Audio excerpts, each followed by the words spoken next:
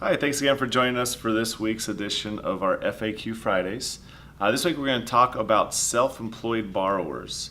More specifically, we're going to get into self-employed borrowers qualifying for a mortgage and just give some tips and advice on best practices.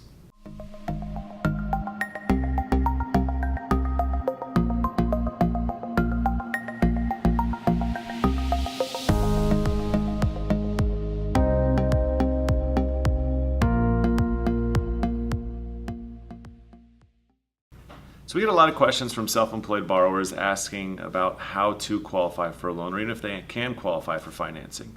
There's a lot of misconceptions out there about the difficulties in qualifying for a loan if they are self-employed. One of the big reasons is that, if you're self-employed and you're qualifying for a conventional loan, could be Fannie Mae, Freddie Mac, or an FHA loan, what we do is we have to look at your tax returns and take your net income after all of your write-offs for your businesses. One of the big challenges is that, being self-employed, a benefit to being self-employed is that by taking all the risks and being self-employed, you get tax breaks. You get to write off a lot of your income, so you show less income, pay less taxes. However, when it comes to financing, that can actually work against you because, again, we are going off the net income, not the gross income. There are a couple loopholes to get around this. First, if you're going with conventional financing, one of the things you can do on the conventional side is if you've had your business for at least 5 years, you can actually qualify for only using 1 year of business tax returns. So that's something that can help a lot of times. If you're going with FHA financing, they're always going to require 2 years. Another option would be going with what we call alternative financing. And alternative financing programs have come out recently with bank statement loans, where we can actually calculate income based on deposits into business bank accounts.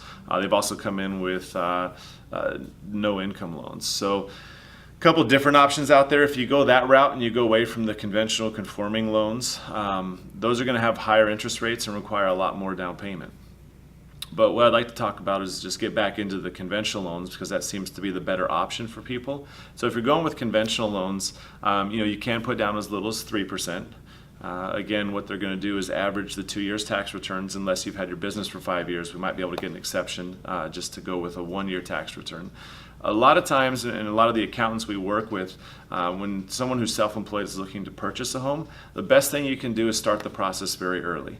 That will allow us to give time to look over your financial situation and, more importantly, plan with you. Especially if it's around tax season, it's the perfect time to talk to a mortgage broker, and that way we can review the history of your tax returns, get an idea for what you'd want to buy or qualify for with regard to a loan, and we can look at those numbers and say, hey, if you show X amount on your next tax return, then you would be able to qualify for financing. That usually helps people a lot when deciding on the amount of write-offs they want to take.